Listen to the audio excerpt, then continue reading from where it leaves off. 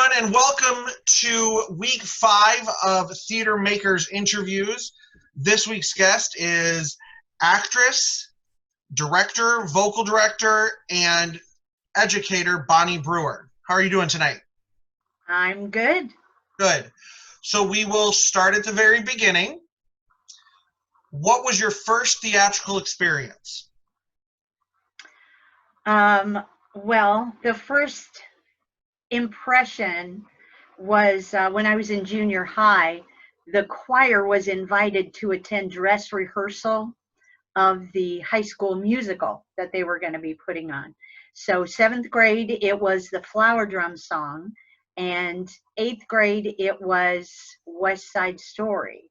Okay. So I just remember as a early teenager deciding when I got to high school I wanted to do that. So my freshman year we did The Sound of Music, and I was just a nun in the chorus, but I spent every backstage moment in the wings watching everything that was happening, and I knew every word of every song and every line of every scene. Everybody knew if they were looking for me to look in the wings because I'd be watching. Right. And what was it that made you fall in love with theater? Just the magic of transporting the audience to another place, telling a story, and you didn't have to be a professional to do it. These were just high school kids putting on these shows, and I definitely wanted to do that. And then when I got to high school, I thought, I want to do this for other students. Someday I want to be the director.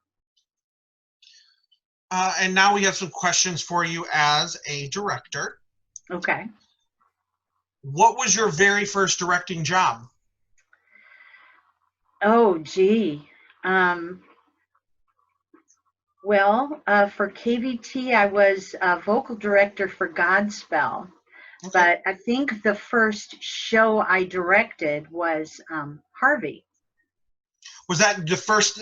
That was the first time in your life that you directed? Yes. Okay. And what scared you the most on either job, for Godspell or Harvey? What scared you the most going into either one of those jobs? Just my inexperience, all the things that you know you don't know, but you think you can do, and probably the uncertainty of working with actors, performers that you've never worked with before, and will they pull it off? Will they, follow your directions and listen to your requests? And what did you learn the most from each one of those jobs? A little bit of trusting your instincts. I do have good ideas sometimes. And what I envisioned, what I imagined, was on target. It was good, and I should trust my instincts. Now, did you get any advice before you stepped into either that first time vocal directing or that first time directing? I had, when I did Godspell with Paula Sutter and Brian Zecker, it was their first time directing too. So we leaned on each other a lot because it was all of us doing something for the first time. And when I directed Harvey for KVT, my assistant director, and this was at the requirement of the theater group, that for a new director, they needed to have an experienced assistant. So Miles Quentin Turner was my assistant director. So I did turn to him a lot for, staging ideas that I had. Would it work? What, did anybody give you like a phrase or like a single piece of advice that really stuck with you? Not that I remember. Okay. So in the shows that you've directed, and we'll just stick to when you were the director for this one, is there a show that you've done that you would like to revisit and maybe do over in a different way?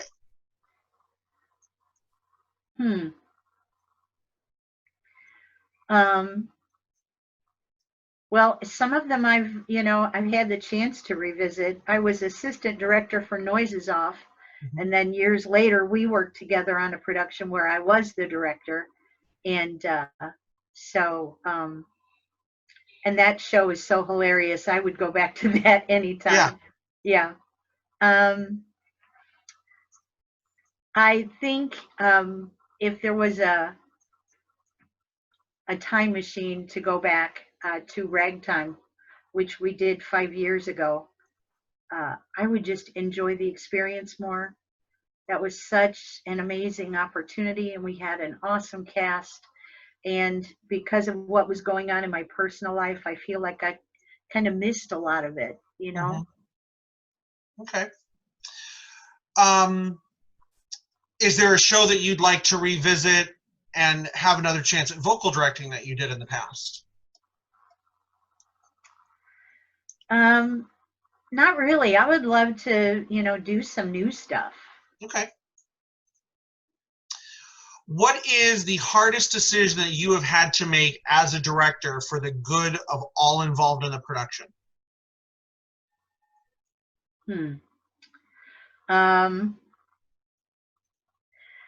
I don't know that I've had to eliminate a person. Maybe I did, but I couldn't remember. But having to pull an actor aside and have, a serious talk with them that, they've missed too many rehearsals, or they are not ready, they're not, not off book, or I had an actor one time that was kind of going off, doing his own thing. Actually, that's happened to me a couple of times, and that's my least favorite thing, when you have to have those unpleasant conversations with an actor, because they're just not on board. They're not pulling their part of the teamwork. Do you feel that in general you're kind of viewed as a very, we're going to say just a sweet, nice person? I don't think I know a lot of people that would say anything negative about you. But I also haven't talked to Barbie in a few weeks. Do you think that there's people who in the past you said that have done their own thing and ignored? Do you think they've taken advantage of that fact that you're just very nice and they think you won't do anything about it? Yeah.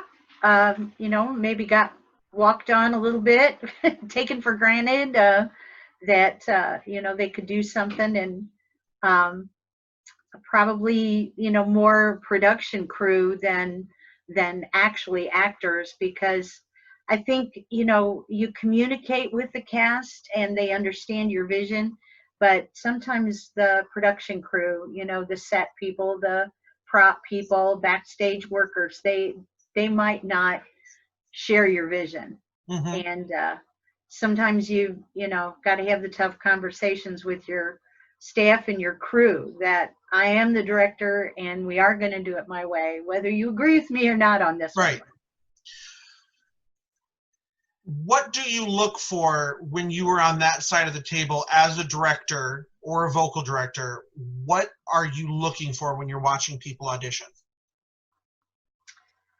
I'm always looking for the best person for the part. Sometimes, will they take a suggestion that you give them at an audition so you can see that they are willing to try something that you suggested? That's very valuable in a cast member. I'm looking for the acting talent, especially if it's a musical. I would go acting talent more so than singing talent. Okay. And when I was teaching music and I did private voice lessons, I would always tell kids that told me they wanted to audition, and I told them that The audience will forgive you if you didn't sing it perfectly, but you acted it.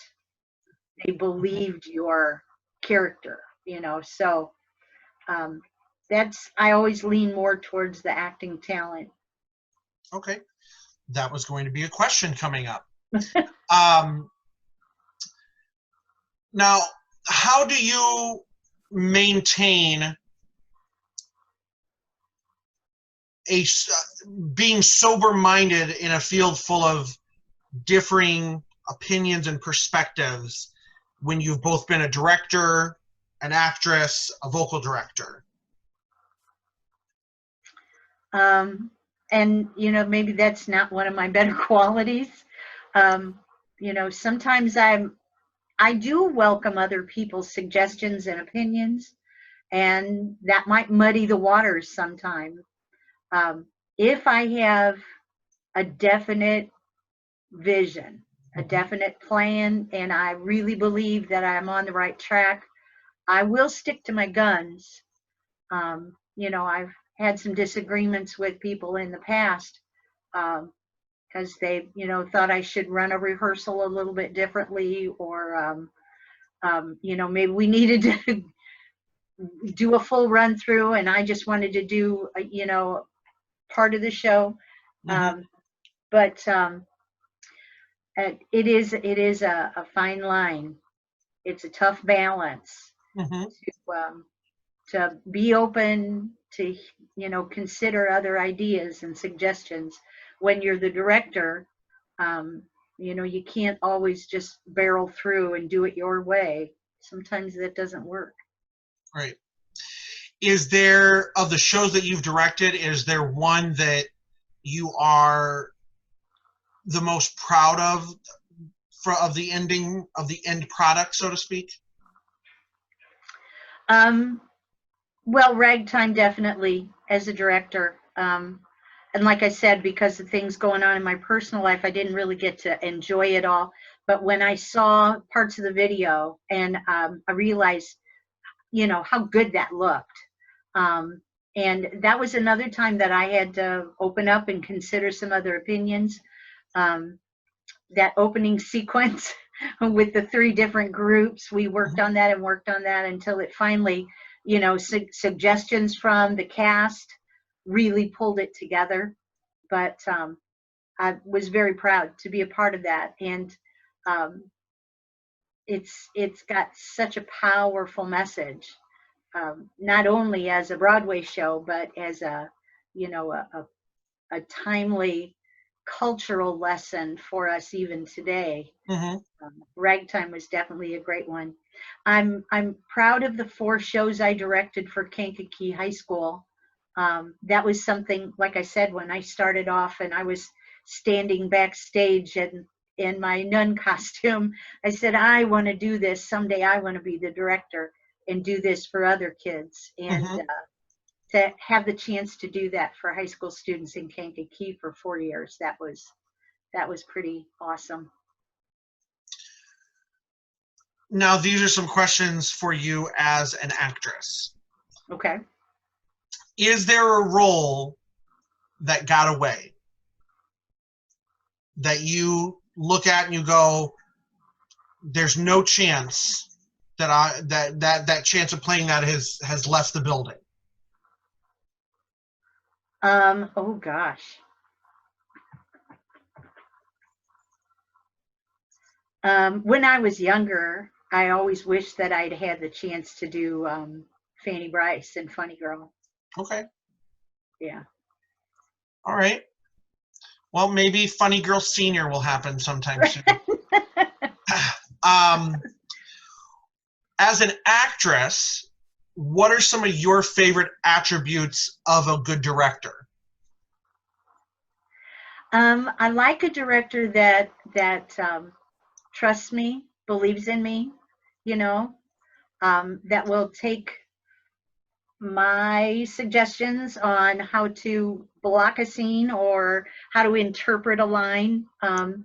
I've had some chances to work with directors like that where we got to throw in our suggestions, bits that you could add to a scene. And gosh, that was fun. Mm-hmm. That was just fun. You enjoyed the rehearsal process, and just really felt excited about putting it all together for the show. And a director that feels like the everybody's on the team, that it doesn't just have to be their vision, period.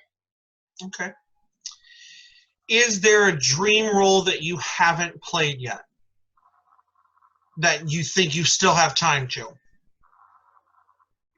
Well, a lot of the a lot of the younger parts um, are definitely gone. I'm always looking for roles that are more my age group now. I always said my last role, one of the first roles that I played in high school was Yenta, the matchmaker.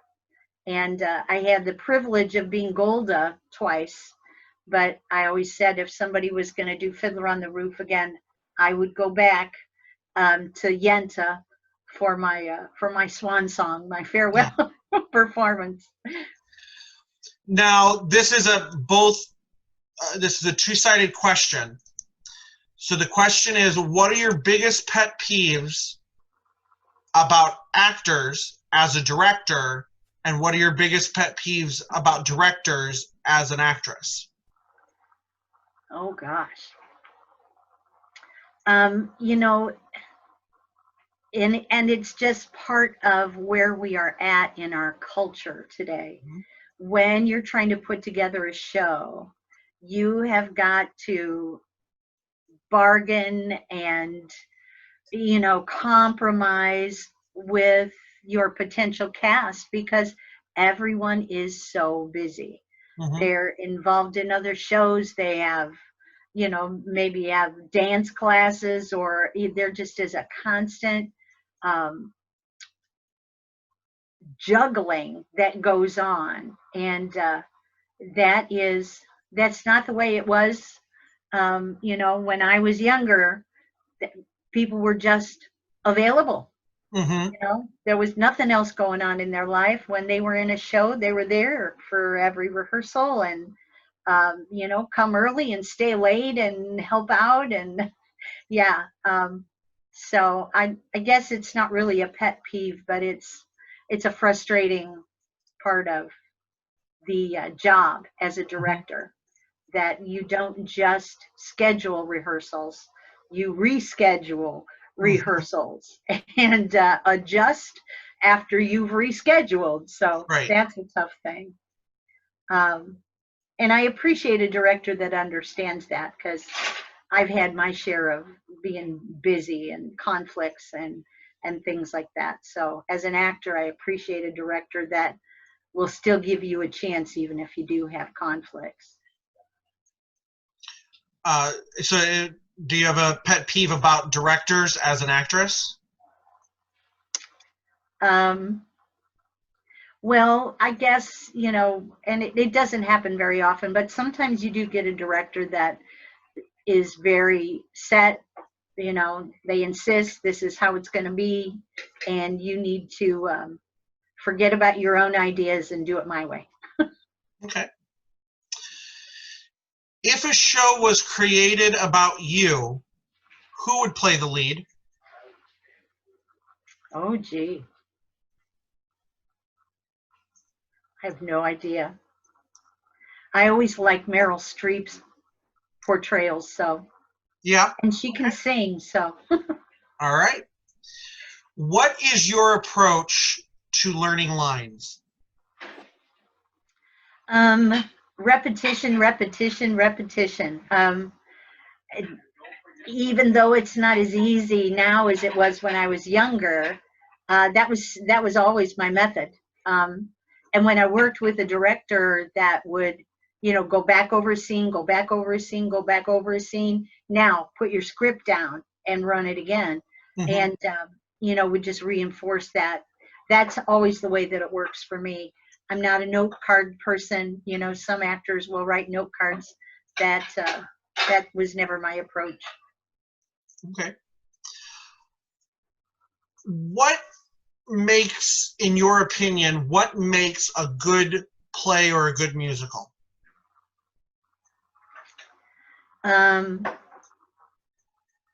Well, the story, of course, it has to be a good story. I just recently watched 1776, the old, was it 1972 movie? um, and not all the music is great in that show, as you know. But the story, we all love the story. And every once in a while, people will say, "Oh, we should do that musical again." And then you realize it's not that great. The songs are not that great. There's only two parts for women. There's a lot of drawbacks to that show, but it's still a great story. Right. And that's what you remember after you go out, that it was a great story. Um, Sometimes it's a great song. Sometimes a musical will leave you, humming a tune, a song you can't forget. But, obviously for a straight play or even comedies, it's just got to be a great story. Yeah. So I'm going to ask you about something that happened in a particular show that you and I worked on, because I don't know that I've ever asked you how you felt about this particular process. When we did Doubt and thinking about learning lines and repetition and that sort of thing, when it came to character, we were all asked by our director, David Fuller, to fill out a questionnaire about our character. I believe he also, I know he asked me, and I'm pretty sure he asked all of you, to answer to ourselves what happened in the show and then not to tell anybody. I don't think we ever told each other until the show closed what we thought happened in it or the background of our character, so to speak. Did that influence how you portrayed the character, sitting down and writing down this story of who Sister Aloysius was? Oh, I definitely think so. Okay. Because um, the show leaves you with questions. Mm-hmm. It doesn't answer the questions. And the fact that the characters were wrestling with their doubts, Mm-hmm. um, it, it, you know, it, one of the things that I remember doing for the character was some of the mannerisms that she would think about things, and pause before she would answer. And, um, little things like cleaning my glasses. Mm-hmm. I always had an actual handkerchief with me, not just a tissue, but an actual handkerchief. And, that became that thoughtful, before you speak, measure your words. That was so much of her character. Okay. You have mainly played, we'll say characters that are good. Okay. You've played obviously Sister Aloysius, who I guess you wouldn't say she's bad, but she's not. She's the protagonist in that story essentially, or the She is antagonist. kind of the villain, yeah. Yeah, she's kind of the antagonist. Based on that, and I guess you could base this because you've also been in shows where obviously there's villains, so to speak. What did you enjoy playing more? Those characters that are good or those characters that are just not very good? Well, a villain is always a meatier subject, and it's fun as an actor on stage to be able to, throw in a glance or a facial expression that could, influence the audience, mislead the audience, Mm-hmm. and that's always a lot more fun than, just always being the heroine or damsel in distress. Right. It really is just a two-dimensional character. It's so much more fun when you can add in the third dimension. Now, do you feel that you are an actress that likes to bring bits of your own life experience into the characters that you play? You know, I can't describe an experience when I did that, but you know, obviously I have a lot more experiences now than I did when I was younger. So, I would ask you, do you think that your performance, for example, playing someone like Malin in Steel Magnolias, do you think that your performance in that would be different if you did not have a daughter of your own? yes. Okay. And if I had a chance to do that again, it would be different now because, Mm-hmm. you know, my life has been touched by death a lot more and loss, although I haven't lost a child. But when, you know, when she's relating her experience in the hospital room, when I played Malin years ago, I hadn't spent very many days in a, you know, a hospital room sitting next Mm-hmm. to someone, and that's changed a lot. I've spent a lot of time in hospital rooms myself as with someone else, and that definitely would influence my portrayal of that situation now. So you have played Mrs. Peru is the one character you have played the most often. Yes. That is 5 times or 4 and almost a 5th time? Almost 5. Yeah. Almost 5. Yeah. What made each time different than the previous times?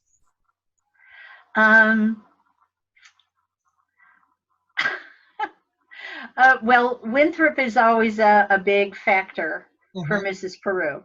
Are you acting with Winthrop, or are you helping him along? Because you know it is a part for a young boy, Mm-hmm. and sometimes you get a young boy who's very confident on stage, and sometimes you've got a boy who you've got to go find him Mm-hmm. before you go on to make sure that he's going to make his entrance. Right. So that's always part of the fun of Mrs. Peru. Um, and working with the Marion that is, you know, that can go toe to toe with the arguments. Mm-hmm. So that definitely makes a difference.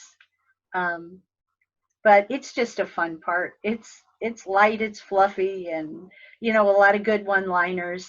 It's a comic relief in the show. So Right. yeah, it's always been fun. So speaking of Mrs. Peru, who has a great Irish accent, you have done a variety of accents in shows over the years. Yes. Were these, when they came up, were these ones that you already sort of had in your back pocket from over the years? Were they ones that you went, I've got to create this before I go in an audition? Because you've done, you know, you've had the Irish. I know you've had English. You've got definitely a great upper crust posh English accent. Dolly is, it's not really it's kind of an accent. I mean, a Yonkers accent if you know, if it's there. What are some of the other ones that you've had to do over the years? Southern, of course. Right. Yes. Did you And put I've one on done for Yenta or for Golda? um, definitely, Okay. definitely. There is that I guess the rhythm and the musical um, ending sentences with questions Right. when you're doing Jewish. Um, I've done, of course, French. When we did the Spoon River anthology and a Okay. couple other opportunities, the French accent came up. Cockney, of course. Mm-hmm. Cockney for the Christmas Carol. Okay. I don't think I've ever done like a Spanish. I don't think I've ever done that on stage, just for my own entertainment and fun.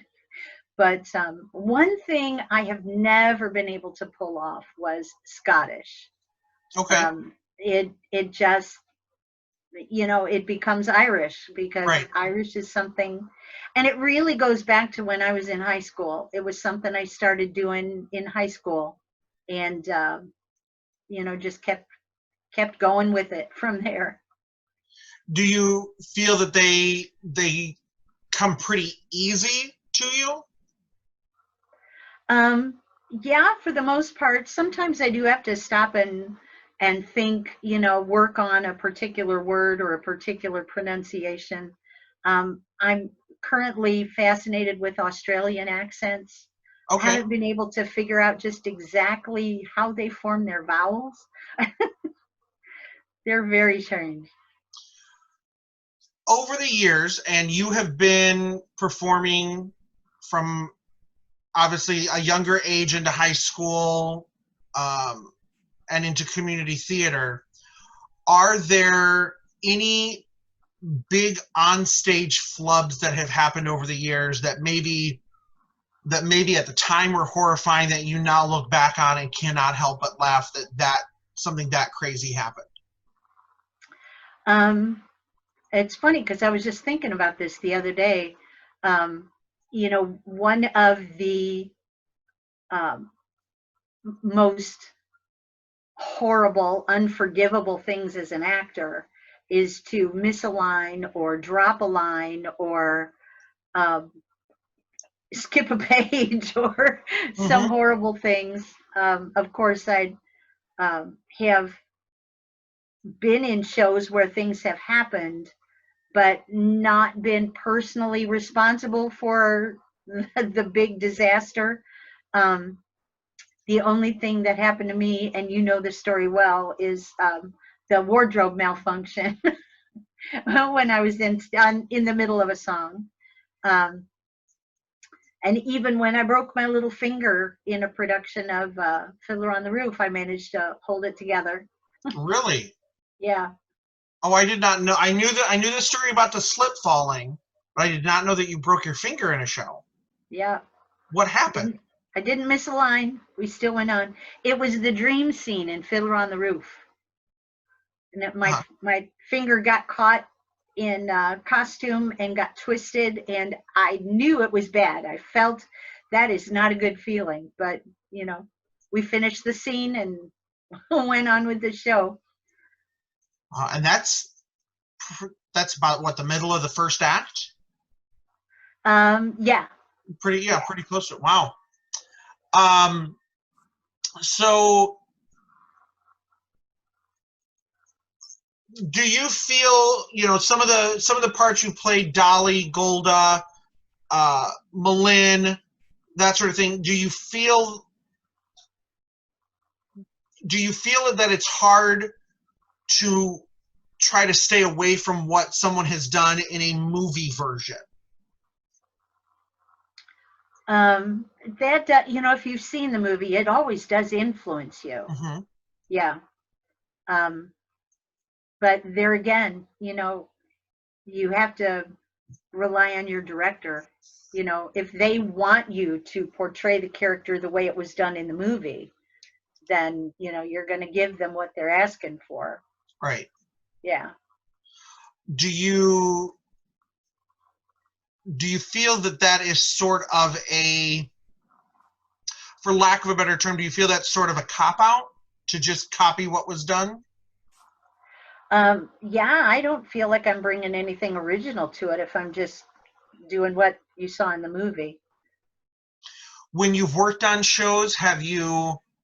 I'll say this. Typically, when I work on shows as both a director or an actor, I stop listening to the soundtrack, and sometimes I won't listen to a song from that show for at least a year after. Sometimes, partially just because I'm tired of hearing it, Yeah. but a lot of times it's more of, I don't want to necessarily be influenced.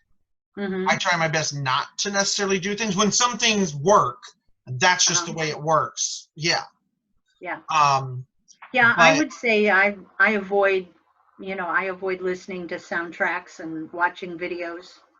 I want to concentrate on the performance that I'm doing now, Right. whether I'm directing or whether I'm performing, but I want to concentrate on what we're doing now and not try to recreate the movie or let the movie influence what we're doing.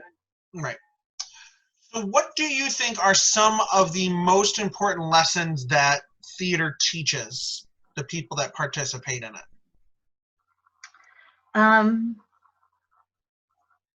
Well,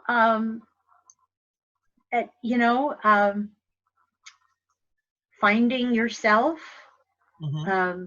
finding out what you have to offer, what is hidden underneath of the surface, maybe something you've never tried before.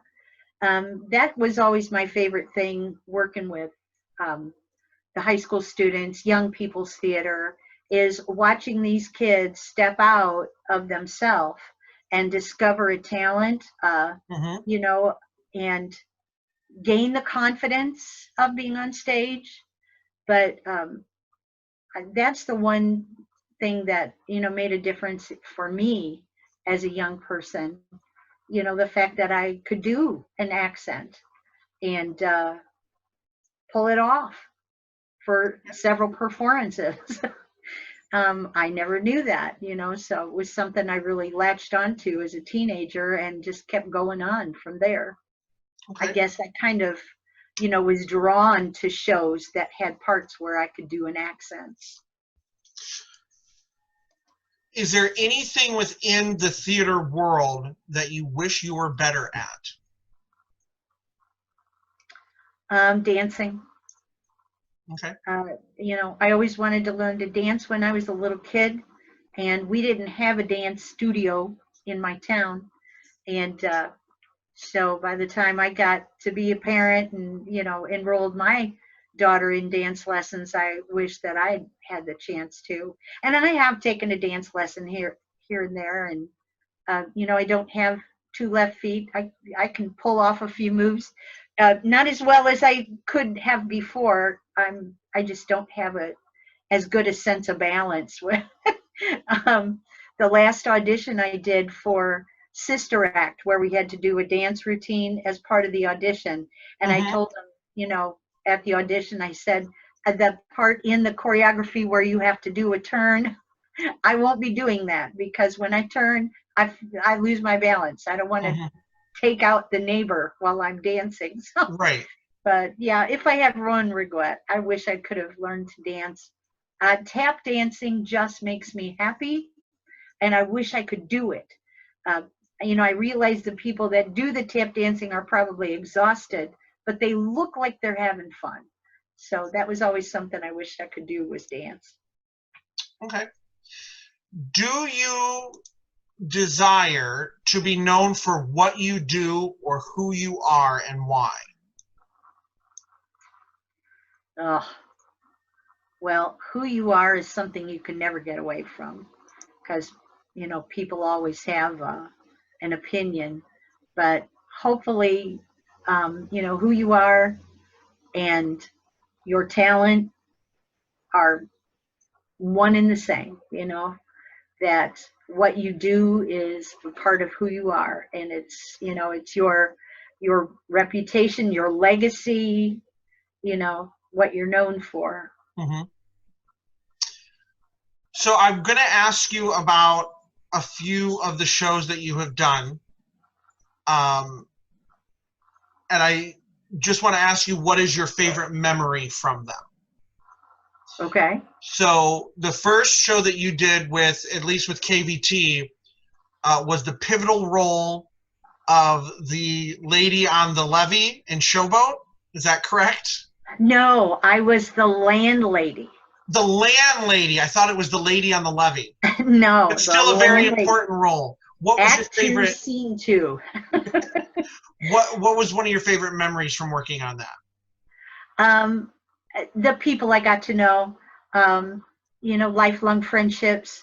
Paula Hassick was our costumer, and was sewing fantastic costumes.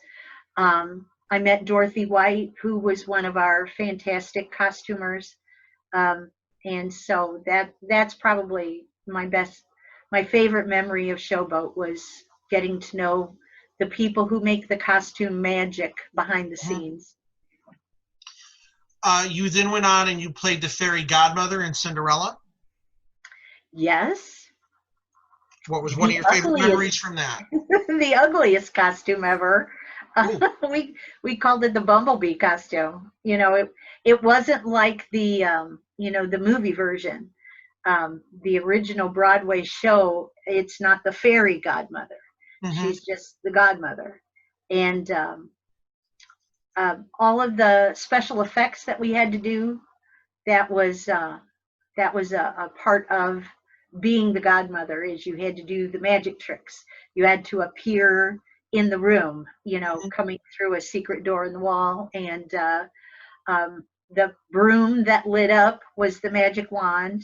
And some flash pots for disappearing. And so that's probably, the things I remember most about Cinderella.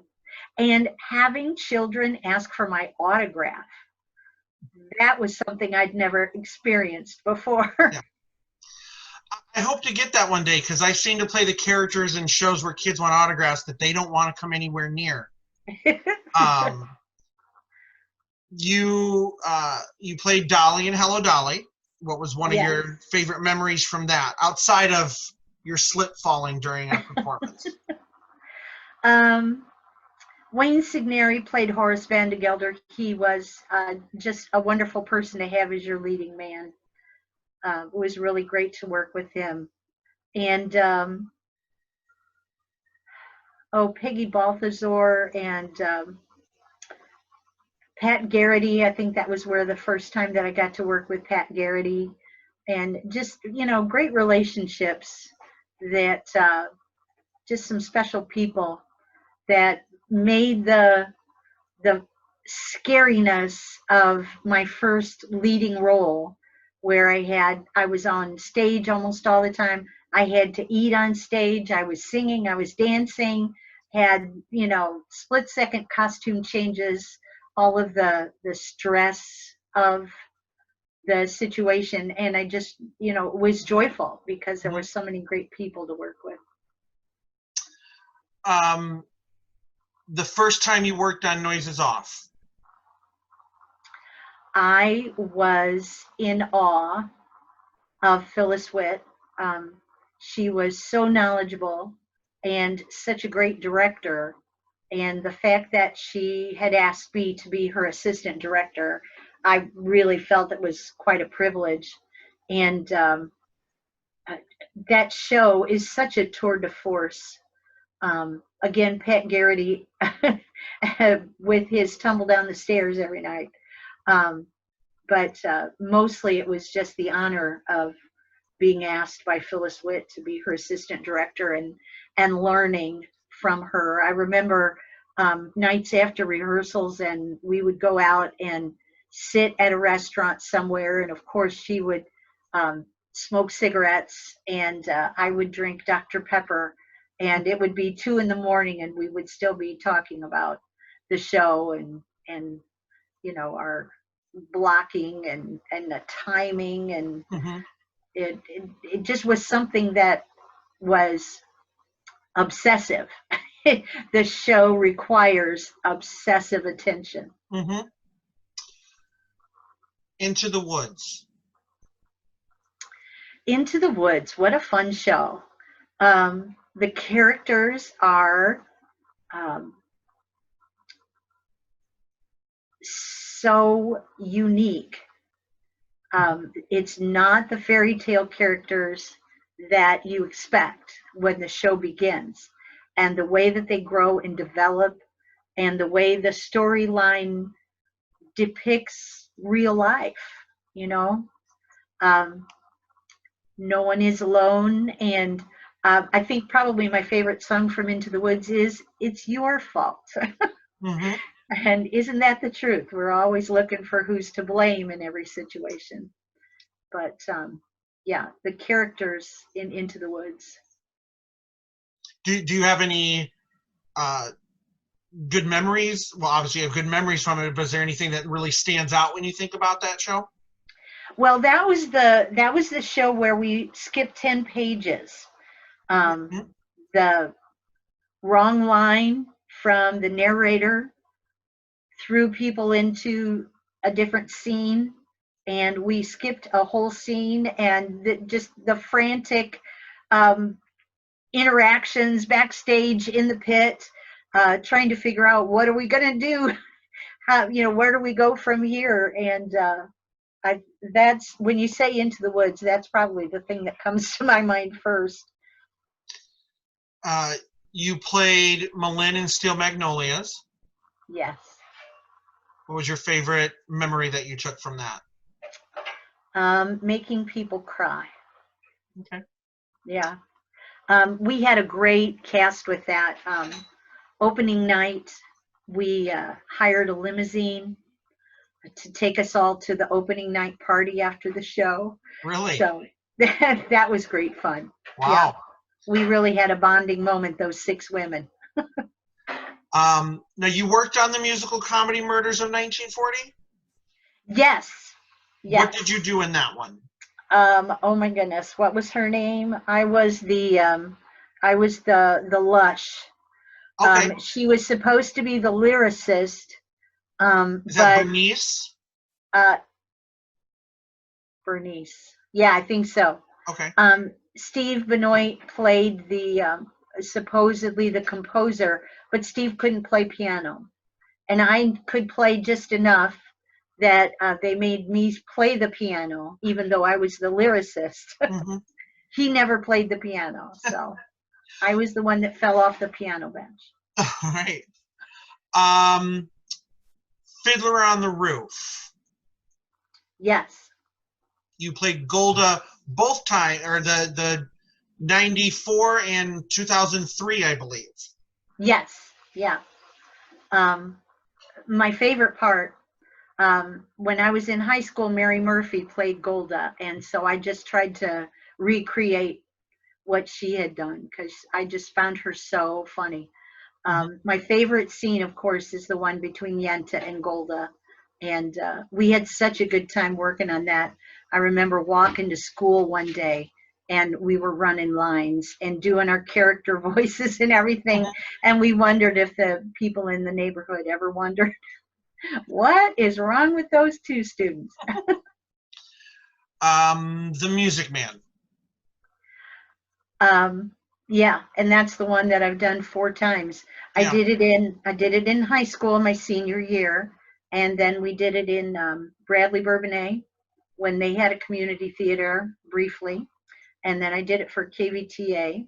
And 3 years ago, we did it out in the at the depot at the Mm-hmm. hill stage by the train tracks Yep. in 2017. And then we were going to do it again this year. So I wish we could do what Broadway is doing and bring it back next April. That would be great. What memories do you have from working on that production? Um, well, when I was a freshman, or not a freshman, when I was a senior in high school, we the way that the director did auditions is he would call people back for a certain role, and I was called back for the lead role of Marion, and I was so excited that I would possibly get a chance to be, my first lead, and so I had such a good audition, and when they called me up to read from Mrs. Peru, I just, threw out that Irish accent in there. And so I never got to be Marion. I've always been Mrs. Peru. Being the vocal director for Godspell. Um, Gosh, we had a great cast. Um, Christy Allsip and Maria Barwigan. Robert Snipes was in there. I just recently renewed contact with Dwayne Wolfe, who played Jesus. Mm-hmm. So for my first time out as vocal director, I don't think I could have asked for a better situation. Just a great cast and amazing talent. Um, it, it's one of my favorite shows, and that's a show that has some really great songs. Even now, I still like to listen to songs from Godspell. Um, I went to see the Olivet production, and just was transported back to my high school years. Yeah, just really enjoy the songs. Fraulein Schneider in Cabaret. Cabaret, oh my goodness. That production was just filled with disasters, one after the other. Um, there's a song that you don't hear very often from a musical, the Pineapple song. Mm-hmm. I had to learn that song. I thought I knew Cabaret, but I never heard that Pineapple song before. Um, that I wish that we had not had so many problems with that show, because I think it could have been a much better attended production.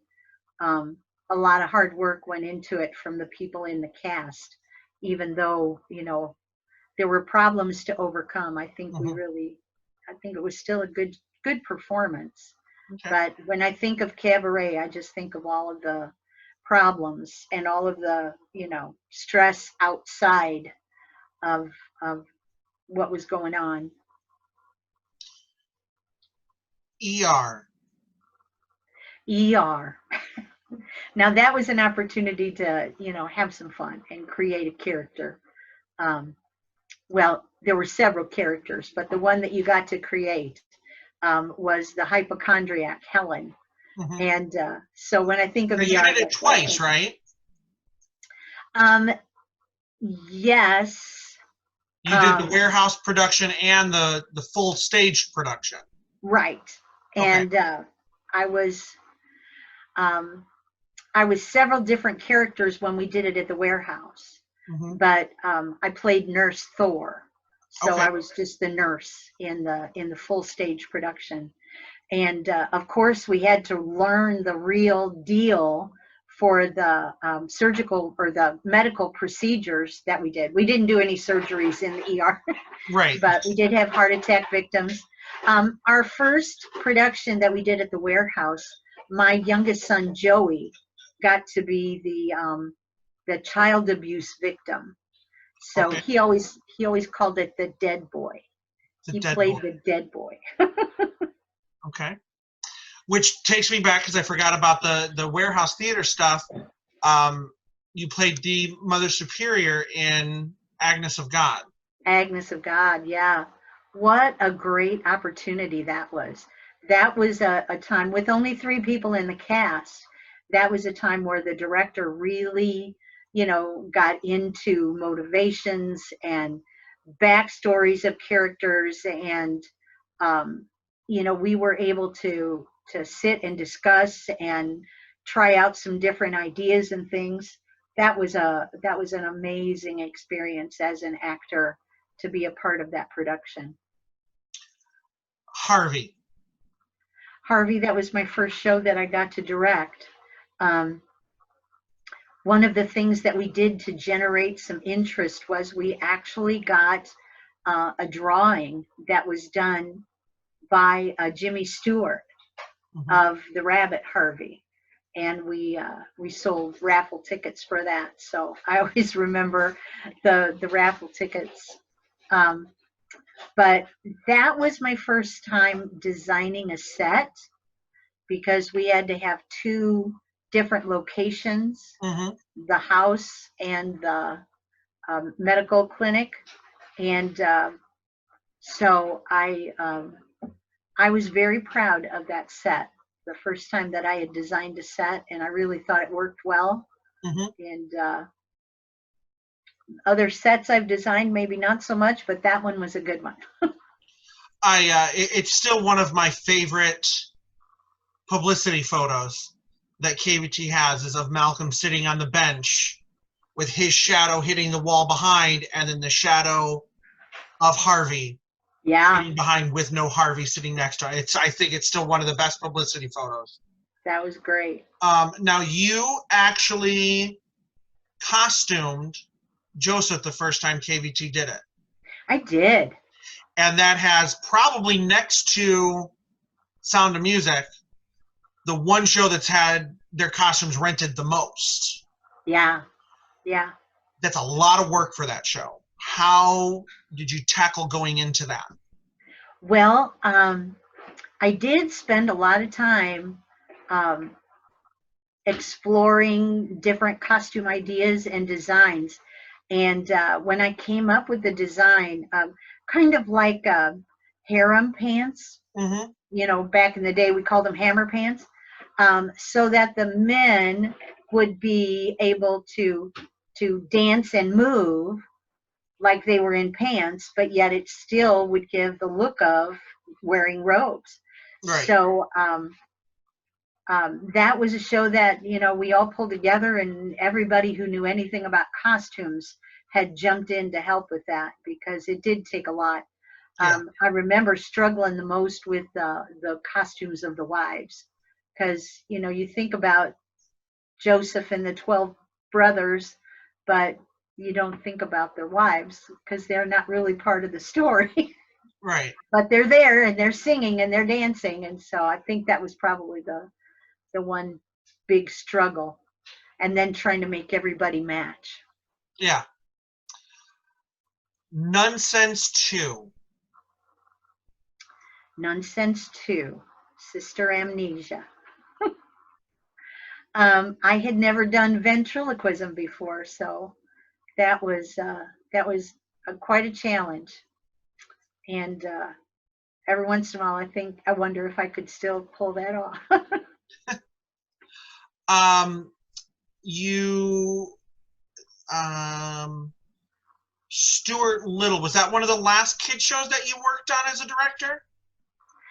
No, that was actually one of the first. I did Oh, okay. Stuart Little and I did Charlotte's Web.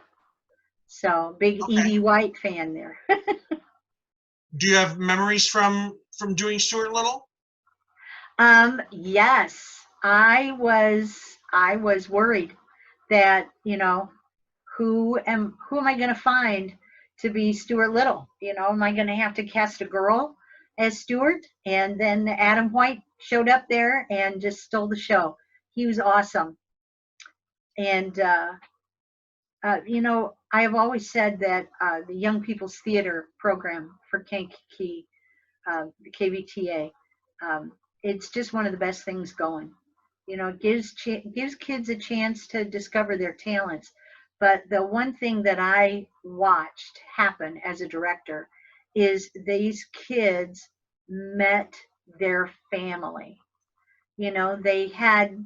They'd struggled at school Mm-hmm. and in their neighborhoods that they didn't really find the friends that they connected with, but in Young People's Theater they found kids who not only had their same interests but kids who valued Mm-hmm. talent that they brought to the show, and formed friendships that last a lifetime. So I always said that Young People's Theater is one of the best things we got going around here. You assisted The Odd Couple. Yes. What do you remember? Good memory from that. I remember witnessing the Roger Jones process. Okay. Roger is definitely all in when he plays a character, and I, he was Felix, and just an excellent job playing the character, and watching him backstage was an experience I won't forget. Um, Now you did both Sound of Musics that KVT did. I did. So What I've and been you a were nun. I've been a nun in the chorus for 3 times. It's the how best part of the show. how do you approach playing a nun? What memories do you have from that? Just the music. Um, every director has had a different approach to how to place the nuns on stage and how to get the best effect. But I absolutely love the 4-part a cappella all in Latin nuns music that opens the show. And of course, who is not inspired by the nuns singing Climb Every Mountain at the end? Mm-hmm. So, yeah. Now, one I forgot, you costumed West Side Story. No. Didn't you I costume West costumed Side Lil Story? Abner. I did costumes for Lil Abner. I swear I thought you were the costumer for West Side Story. Mm-mm. Okay. On I may Golden have Pond. helped, but I wasn't in charge. Okay. On Golden Pond. On Golden Pond. What a great show. What a great show. That was Paula Hasek was the director for that. She designed such a neat set for that, and really, working with Norman. Well, he played Norman, but Ron. Ron. There you go, Ron McAllister. That was just that was a really neat experience. Do you have anything that really kind of you took from it that you still remember? Loons. Balloons. Okay. Loons, yeah. The the scene where he has his heart attack, stroke towards the end. We had to work on that a lot because when you get in the moment, sometimes the lines get mixed up, and so we had to work on that scene a lot. I think when you mention On Golden Pond, that's the memory that comes to my mind. Yeah. Is working on that one scene over and over and over. Now I know you costumed Guys and Dolls. Yes. Because you were one of two, and you agreed with the purple suit that I got put on. Do you have any memories from working on that? The Hot Box Girls probably took up the most of our time. The one song, Take Back the Mink. Oh my goodness. Oh yeah. Because we had to have undergarments, we had to have tearaway dresses, they had to have pearls, they had to have minks, they had to have gloves. Right. For one song. MASH. MASH. That was where I met Melissa, who married Taylor. Yes. Red Genson. Yeah. I always give them a hard time that I was there when it all started. That was fun. That was a fun show. We had a fun cast, and I remember going out to the National Guard Armory to take pictures in the dark. Mm-hmm. Yeah. Noises off when you were the director. Oh, I don't think I slept. I worried and fretted over so many things because, like I said, it's a show that requires obsession. Mm-hmm. You have to have the timing, you have to have the lines, the characters have to be there, and Red did an awesome job falling down those stairs every night. So just what a great show. And of course, working with Pamela, she did such an amazing job as Dottie. Yeah, I think that was one that surprised a lot of people, her doing that. And I always tell people that they missed something by not seeing that. And were you amazed how many people stayed? Not as many in the first intermission break, but the second intermission break to watch the house turn around again. Yeah. I remember when I went to see it in Chicago before we did it the first time, and the audience was just mesmerized by the transformation, the rotation of the set.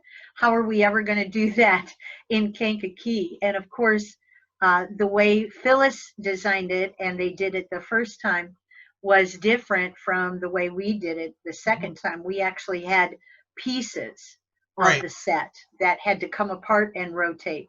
But yeah, that was always fun that people would applaud for the stage crew. Because there were a lot of people left at the first intermission, and when they came back, it turned around, and then people stayed. I always thought it was amazing that people stayed the second time to see exactly what happened. Yeah. Um, Well, the state, set is a big part of that show. right, right. State fair.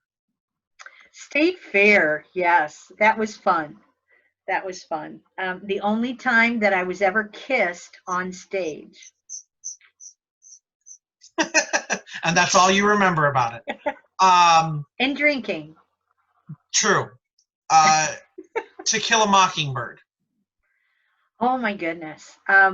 My favorite story, my favorite novel when I was in junior high, I got to read and be part of a special group of students that worked with the teacher. And so obviously I have a special place in my heart for this story. But the the character of Jean Louise as the narrator in that show is just a unique interpretation of the story, and I really enjoyed that.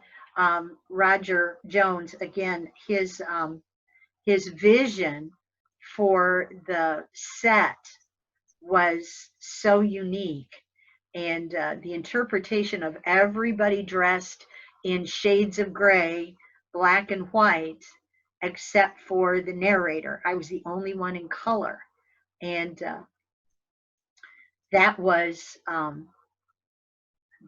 a very distinctive image for the audience.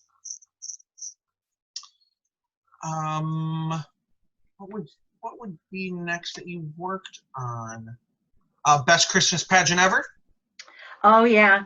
I just was over at Sarah Lanew's house. That was her very first show.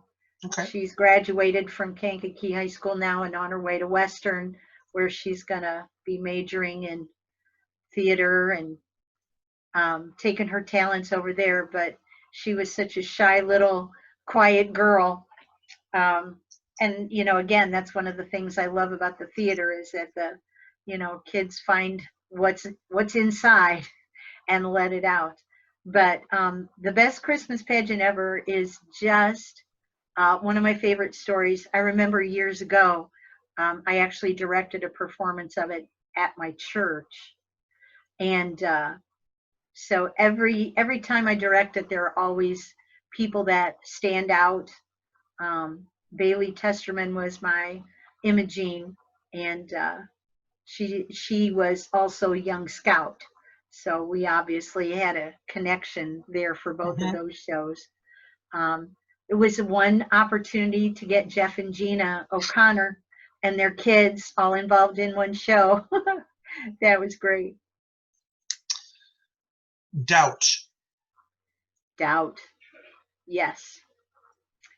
As I said, I always admire Meryl Streep, and having a chance to do that part, even though I don't try to copy the way she did it, but I appreciate the fact that she always takes on a character from mannerisms and voice, accent, inflection, whatever. And I think that's one of the things that I tried to do was to bring, a different voice that would, you know, um, bring out the character, enhance the character, make it seem less like me and more like Sister Aloysius. And Chantel did such an amazing job. Literally, stopped the show during her scene every night. That was amazing. Try having to follow her in and do a scene right after that. Yeah. I had to come in right after that. Did you find it hard to kind of shake Sister Aloysius off after rehearsal and after performances? It was, I'd spent probably more time than ever before learning lines because, she did have some major speeches in there. And I wanted to make sure that I got every word correct. And, especially the emotional scene towards the end. I just, it's hard to compartmentalize, Right. and let that emotion go. Because she was definitely a polar opposite of anything you've not really had to play anything like her before that. No. Dramatic wise, I mean, you could probably put dramatic wise, she could be on the same level as like Malin, but yeah. they're exact opposite ends of the spectrum. Did you, and I'm curious because I don't think we've honestly ever talked about this, did you find that last scene between us, did you find that really difficult to do every night? Once we got the flow and the rhythm and the timing of it, it was like getting on a roller coaster ride. Mm-hmm. You knew what to expect. You're still gonna lose your stomach in that one place. Right. You get into a groove, and you knew what to expect. Yeah. You knew it was coming. Yeah. I found it difficult until the costume went on you. Once that sort of bonnet thing and that really, you didn't see your hair anymore. Yeah. And you had your glasses, and I think you wore your glasses down, not all the way down at the brim of your nose or the tip of your nose, but you wore them down a tiny bit. Uh-huh. It made it easier because I felt like this is not Bonnie anymore. I don't know this it made it much easier, but it was a difficult one. Just yeah. I found it difficult, it was easier at that point. But yeah, that was definitely a difficult one. Yeah. Your best memory of Ragtime? Well, there's the night that the platform collapsed. That's always one thing that comes to my memory. And even worse, that our entire black cast was on top of it at the time. Oh gosh. Oh man. And when they brought that back up this year, I thought, oh, I forgot it was them. Love those people though. Oh my goodness. I was so just overwhelmed when I called on, former students of mine, and they stepped up and stepped in. What a great group. My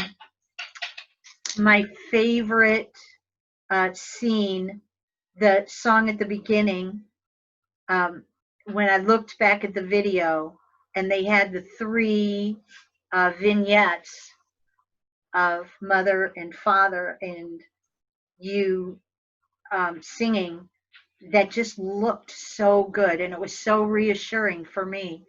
And as wonderful as you were, Tyler, I think Maria's my favorite memory. When she you had to do it with her twice, I know.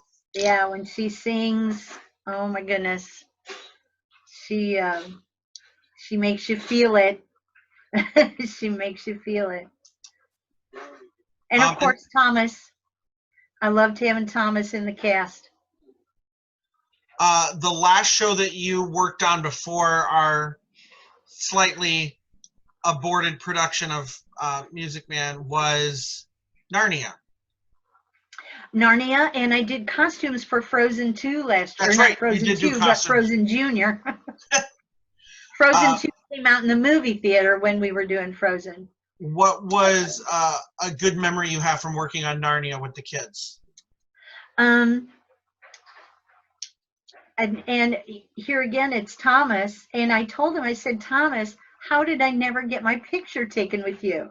It was something that we had done, whenever he was in a show or I was, working, whether it was costumes or vocals or directing, I would always get my picture with Thomas. And I did not get a picture with Thomas in his Aslan costume. But he did a phenomenal show. And there had been, and this is Pamela again, she directed a production of the show several years ago. And I was helping backstage. I wasn't in charge of anything. I was just there to help backstage. And I heard this voice from on stage, and it turned out to be Wesley Taylor as Aslan. So when I came on board to be the vocal director for Narnia, I thought, where are we going to find another Wesley Taylor, a kid with a voice like that? And of course, by then, Thomas's voice had changed. So he wasn't singing the soprano part anymore. Right. And he did just an amazing job as Aslan. So that's probably my favorite memory of Narnia. The last show I'm going to ask you about, and you've done it actually more times than you've done anything else, is the repertoire production of If Books Could Kill. Oh, true. Now, yeah. What was your character's name in that? I have no idea at this moment. I cannot remember. But she was, well, we can't ruin it for anybody, but she was upper crust English. Yes. Did you ever get, in all the times, because you were the first person to play that part, right? Yes. Okay. Yes. And I don't think anybody else ever really stepped into that part. I think one other time. Okay. In all the times that it got done, were you ever selected as the murderer? No.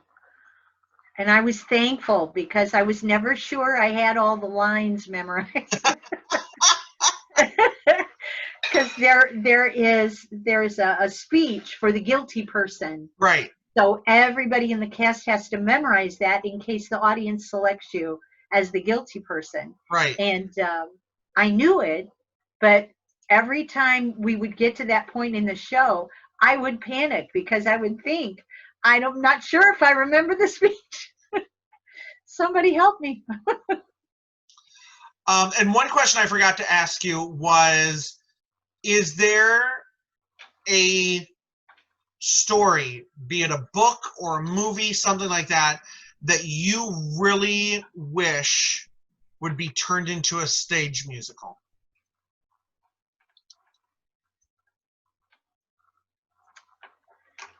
Oh, I don't know. Can't think of anything. Okay. Do you have a favorite movie that you think, oh, that would work well? I'd love to see that on stage. Huh. Nothing comes to my mind. I do have a favorite movie. It is What's Up, Doc? Really? Yeah. Have you ever seen it? Is that the Marx Brothers? No. It is Barbara Streisand. Oh, and Ryan yes. O'Neal. Yes. The most hilarious movie. And she actually sings in it a couple of times. It's not a musical, but right. There is music in the story. But it's up there with Noises Off, one of those hilarious comedies, of comedy of errors kind of shows. But okay. It's one of my favorites. Oh, and Made in Heaven. There you go. Bring Made in Heaven to the stage. What is Made in Heaven? Made in Heaven. Oh gosh. Timothy Bottoms, is that? It's a very interesting concept of what heaven is like. Okay. And he gets a chance to come back to Earth and try to find the love of his life. And he has to do it before he turns 30, I think. Oh, So, yeah. interesting. I used to be able to find it, like on Netflix or on demand or something. And the last time I went looking for it, it wasn't there. So, Interesting. yeah. We will end the interview with the modified questionnaire from Bernard Pivot. What is your favorite musical? I'm I'm a huge Hamilton fan, but I have to say Les Mis still gets my vote. Side question, because you're the one person I know that has ever mentioned that you like this show. Where does 110 in the Shade end up on your likability scale? Oh, and that would be one of the roles I wish I could have played Lizzie? back in the day. Lizzie, yeah. Okay. Yeah. I don't know if, because Katharine Hepburn played it when they did the movie version, not the musical, but just the story of the Rainmaker. Mm-hmm. And it's interesting that that movie is not considered a classic either. I don't know what it is about that show that it just never quite, Right. went over the top. What is your least favorite musical? And we've all done it. We've all been there, and I've been in it 3 times. But The Sound of Music can definitely Really? wear you down. Yes. Okay. One more chorus of Do Re Mi. I thought for sure when you started laughing, I thought we were about to have our 3rd week in a row of someone saying Cats. I love the music from Cats, but I still don't get it. I still don't get it. When the movie came out last year, I took my granddaughter to see it because she loves cats. And what could be better than a bunch of people dressed up acting like cats? But she didn't get it. And I said, I can't explain it to you because I never got it either. What is your favorite play? My favorite play.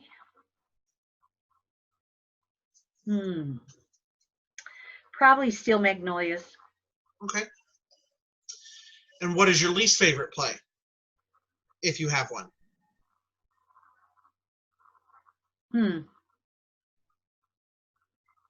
I can't think of one. Okay. That Sure one I've been is a in harder some. question because there's so many. So, Yeah. what is your favorite word? My favorite word. Oh dear.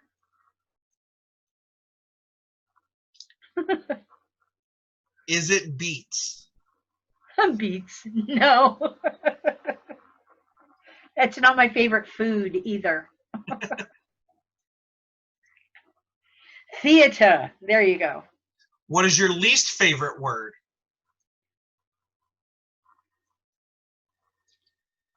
Gosh.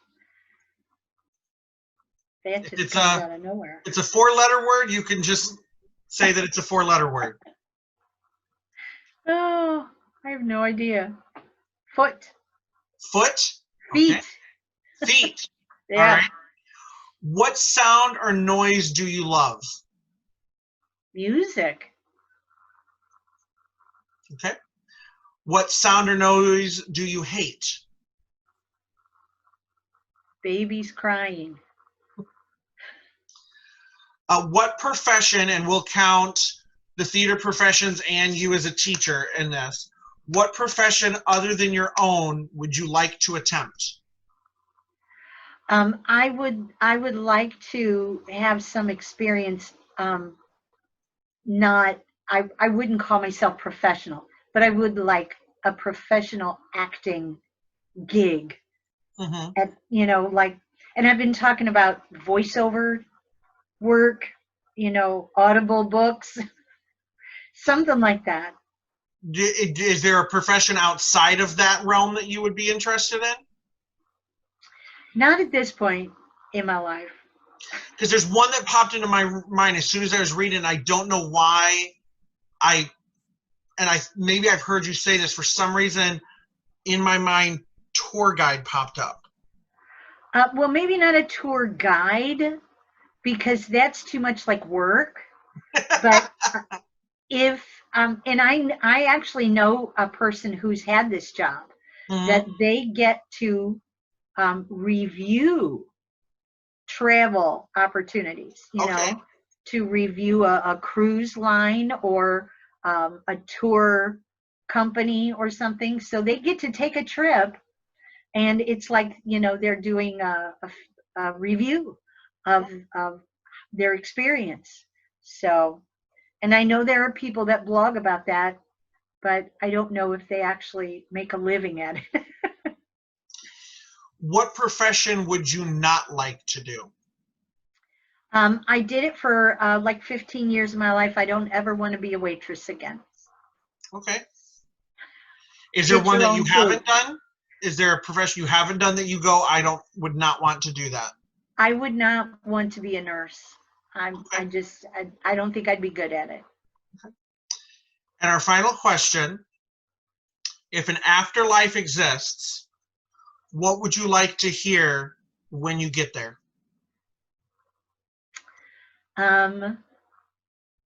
Because I know a lot of people that will be singing in the angel choir. That's what I would like to hear. All right. Thank you very much for being my guest this week. Thank you, everybody, for watching. We'll be back next week with another guest. Thank you very much, Bonnie. You're welcome. Thanks. Everybody have a good night and stay safe out there.